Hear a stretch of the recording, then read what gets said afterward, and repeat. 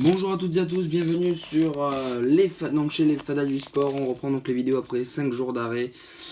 Oui, parce que nous étions en vacances, donc on l'a dit, il y aurait une période d'arrêt du 6 au 12. Et donc là, on va reprendre hier. Donc nous étions jeudi 27 juillet et il y avait les troisième tours préliminaires aller de la Ligue Europa avec deux clubs français notamment engagés. Les Girondins de Bordeaux qui se sont imposés 2-1 face au club hongrois de Videoton grâce à des buts de Younous Sankara à la 18e minute, puis une égalisation de Shepovic à la 23e minute pour Videoton. Finalement, Sankara donnera la victoire grâce à un doublé aux Bordelais, donc ils prennent une option. Victoire également pour l'Olympique de Marseille qui s'est imposé 4-2 face au club belge du Kévi Ostende grâce à un triplé de Valère Germain et un but de Morgan Sanson. But de Siani sur penalty et de Moussona pour Ostende. Marseille donc qui prend également une bonne option pour la qualification. Les seconds tours de Bastad hier au tennis chez les femmes notamment. Les qualifications de Mertens, Wozniacki, Krejcikova et Kozlova. Chez les seconds tours de Nanchang, qualification pour Wang, Zhu, Lu, Ibino et Peng. Dans les seconds tours de Hambourg, Benoît Paire a été éliminé par l'Argentin kicker. Qualification de Delbonis, Vesely, Kachanov, Kohlschreiber élimine Simon et Mayer élimine Struff. Les seconds tours de Gstad chez les hommes également. Qualification pour Ernest Gulbis, Fonini, Hanfman et Souza. Les seconds tours d'Atlanta, qualification de Kaylen Moon, Ryan Harrison, Eubanks et Jack Sox. Enfin, donc pour ce qui s'est passé hier au niveau du tennis et tout, nous allons passer maintenant à ce qu'il s'est passé au niveau du mercato hier, parce qu'il y a eu encore une fois, beaucoup de mercato, beaucoup de mercato, mais pas mal, notamment d'officialisation. Alors.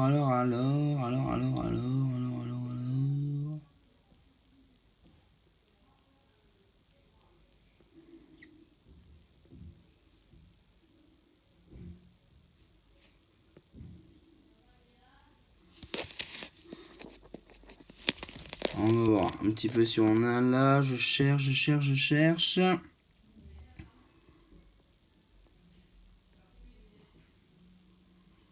pas ça.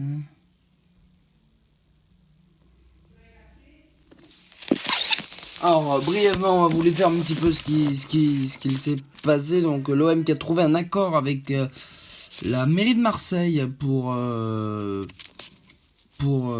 loyer du Vélodrome. Donc, ça s'étendrait autour des 5 millions d'euros par an. Donc, le loyer. Leali de la Juve a été prêté aux Zulte Waregem. Minmoun quitte Bastia et rejoint le PFC. Nengolan a prolongé jusqu'en 2021 avec Rome. Donc voilà pour les quelques informations. Keita qui a rejoint le Havre. Palois qui s'est engagé avec Nantes également. Ouais, donc voilà pour les principales informations mercato de la journée d'hier. Alors on va essayer de vous donner un petit récap quand même un petit peu plus complet. J'essaie de chercher.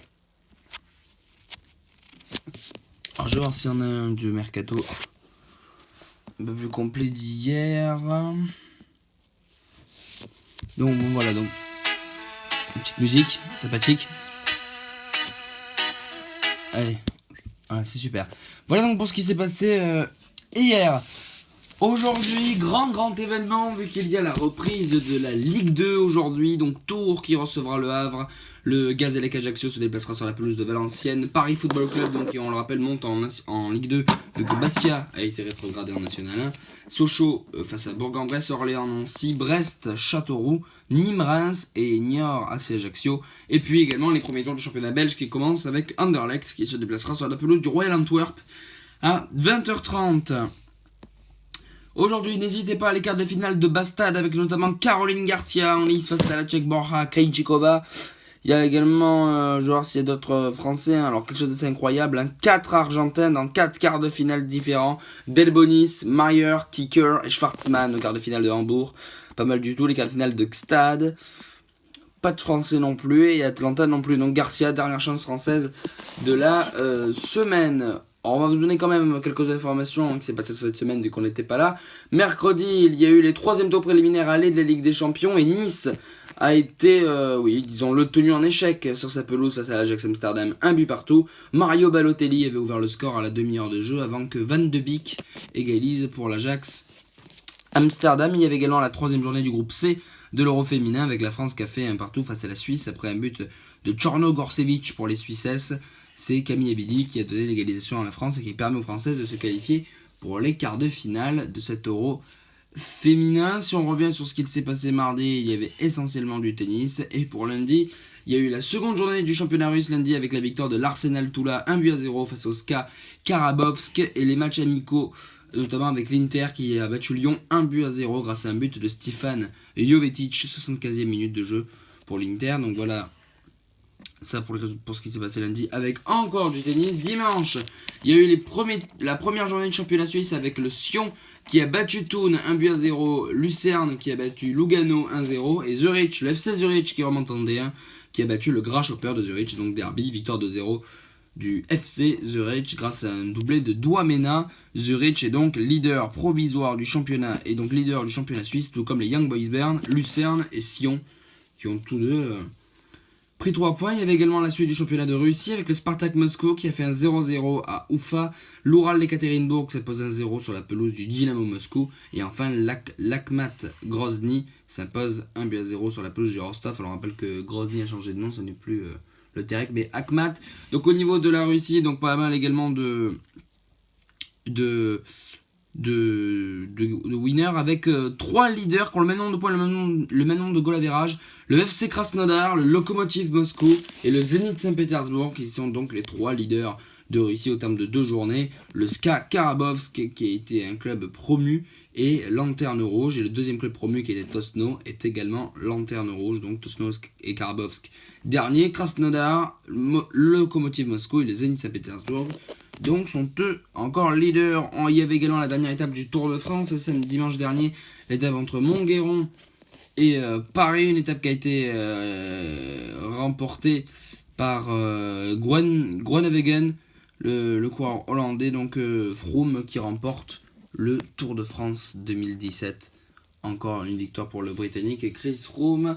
Samedi, il y avait eu le contre-la-montre à Marseille, on rappelle, avec le Tour de France à Marseille, où Romain Bardet avait perdu sa seconde place qui avait été laissée à Rigoberto Urán, donc qui avait pris la place du coup de Romain Bardet. Alors on va revenir un petit peu sur les résultats de dimanche, parce que dimanche il y avait du tennis, du gros tennis, avec Kiki Bertens, la hollandaise, qui a remporté le tournoi de Gstaad chez les femmes après sa victoire face à l'estonienne Anett Kontaveit.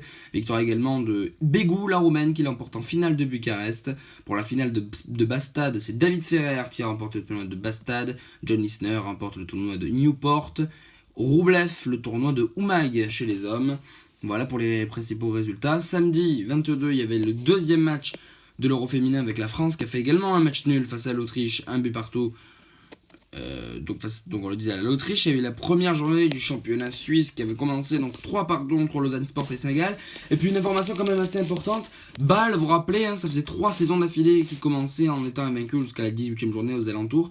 Et bien ils ont été battus d'entrée face aux Young Boys Bern grâce à des buts de Ravé et Soulajmani, les Young Boys qui donc prennent du coup la tête du championnat russe, du championnat suisse, pardon, la tête du championnat suisse, on l'avait dit. Bâle donc qui a perdu dès la première journée. Samedi, il y avait également les débuts de la seconde journée du championnat russe avec la victoire de Saint-Pétersbourg 2-1 face au Rubin Kazan grâce à un doublé de Driussi. Krasnodar l'a remporté 2-0 face à Tosno grâce à des buts de Pereira et Yaouzinho.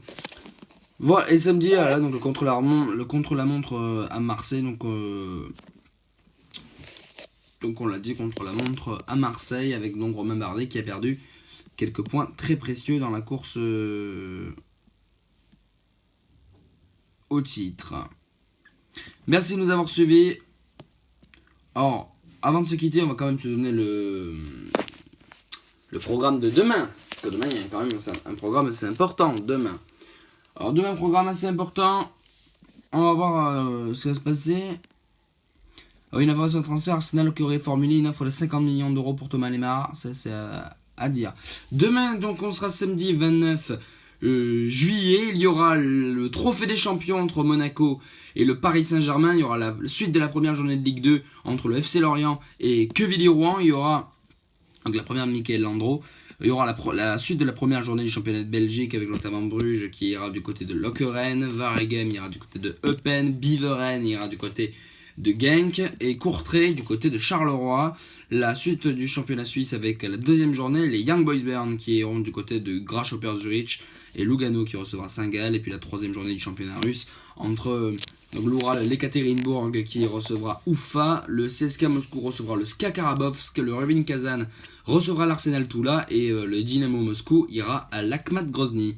Voilà donc pour ce qui se passera demain. J'espère que cette vidéo vous aura plu. N'hésitez pas à liker, à commenter, à vous abonner et on se dit à demain pour le récap du 28 juillet. Merci, ciao.